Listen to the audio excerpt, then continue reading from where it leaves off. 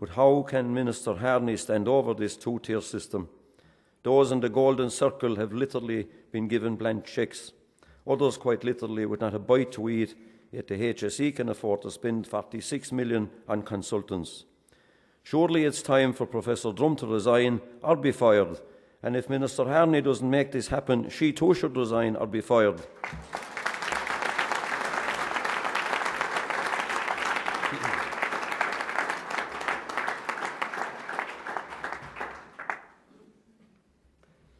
I want to deal with the Section 55 inquiry report on the services in Clonmel. The inquiry team were highly critical of the time it took to carry out certain investigations referred to in the report, yet they themselves took 20 months to complete an investigation that had a timeline of 6 months. This delay in completing the report facilitated the leaking of a draft of the report that contained allegations that were subsequently clarified in the final report.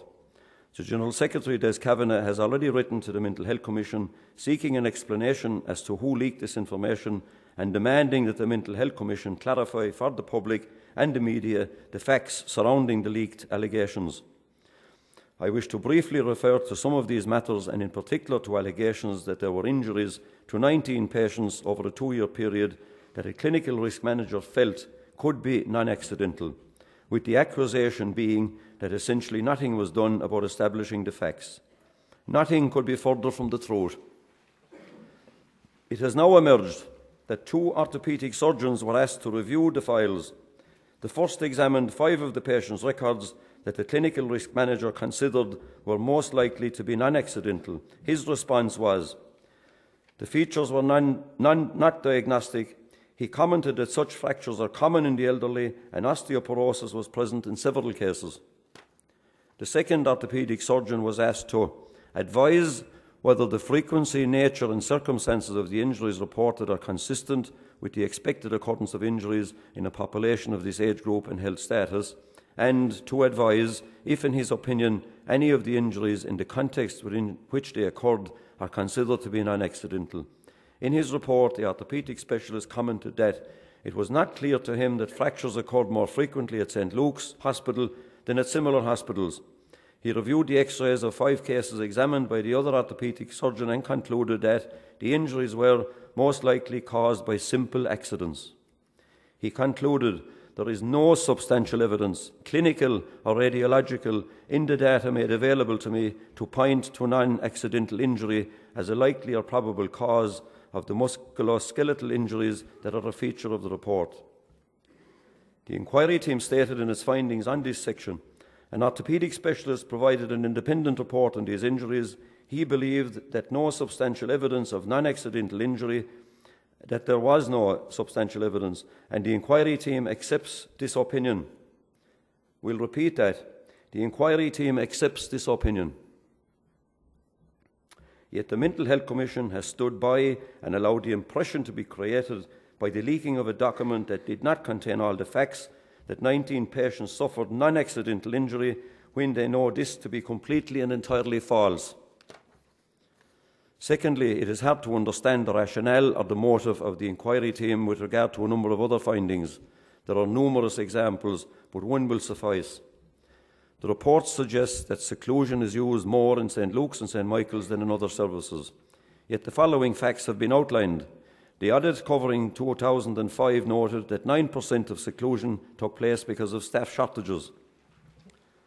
This was 2 years prior to when the inquiry team commenced their investigation and over a year before the Mental Health Commission introduced rules governing seclusion. They identified that there were 4 units where patients were secluded from time to time: St. Bridget's, St. Kevin's, St. John's and St. Michael's. The report recorded the following. St. Bridget's, only 1 episode of seclusion was recorded since the rules came into effect. St. Kevin's, the seclusion room was no longer used. And St. John's, the seclusion room was used occasionally. The team was told that staffing was increased in St. John's ward at night, and this had reduced the need for the use of seclusion. Only 1 resident was secluded with any frequency. And St. Michael's, the inquiry team believes that there is an opportunity in St. Michael's unit, with clear leadership and the support of staff, to greatly reduce and perhaps completely eliminate the use of seclusion. Again, this gives the lie to the impression created by this inquiry team that seclusion was rampant. In 3 of the wards, seclusion is almost non-existent, and in St Michael's, the absence of a psychiatric intensive care unit, as recommended in Vision for Change, is the problem. Yet conversely, after all of this, they clearly state that seclusion should be one of a range of alternatives for managing disturbed and dangerous behaviour. To date, there have been 2 Section 55 inquiries in the Central Mental Hospital and in Clonmel. I wish to categorically state that the PNA welcomed both inquiries, as we welcome any process which examines the quality and delivery of mental health services. We welcomed the Clonmel inquiry in particular, since it had the potential to draw attention to issues of under-resourcing and understaffing that the PNA had been highlighting for years, but which the HSE continuously ignored. We had, however, expected that the Mental Health Commission would adhere to the same high standards that they claim to propagate. In both cases, information was leaked to the press that was designed to portray staff in a bad light, and in both instances, evidence to back up a number of the allegations was non-existent. It is hard to see why the PNA would voluntarily cooperate with any further such inquiries other than in a formal legal sense, where findings would have to be based on actual fact and not on circumstances manipulated in such a way as to give the impression that certain facts had been established when nothing could be further from the truth. The Mental Health Commission has a case to answer, and it is hard to see how the PNA could have any confidence that their motives in ordering Section 55 inquiries are anything other than to scapegoat staff for problems in the service that staff have no control over. The Mental Health Commission press release dated Friday the 3rd of April, the Commission Chairman Dr. Edmund O'Dea stated, "The Commission will work with all interested parties in relation to the development of quality mental health services in South Tipperary." He stated, "For this to happen, community mental health services must be provided and funded. We acknowledge the grave difficulties faced by the Exchequer in funding existing services in the current economic climate.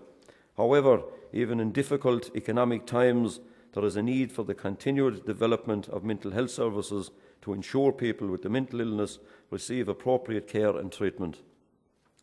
The PNA now call on Dr. O'Dea and the Mental Health Commission to put its money where its mouth is, to work with us as the largest professional body to force government to make the necessary finance available to develop the community facilities necessary both in Clonmel and in all other areas that have been neglected, because to date you have been sadly silent in this regard. You should begin by insisting that the HSE fill the 41 vacant posts in Clonmel. I raise this because I believe that conference totally abhors what the Mental Health Commission has done in Clonmel. Delegates, it could be done to you tomorrow, trial by media for offences that you didn't commit and that never existed in the first place, and with no way of defending yourself. I want a message to go out to all of our hard-working, committed and dedicated nurses in Clonmel who are stressed and traumatised by the unfair and unfounded allegations that have been thrown at you, that Conference is thinking of you and totally supports you.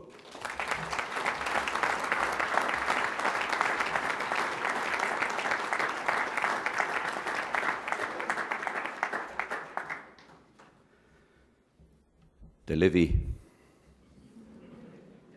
or levies.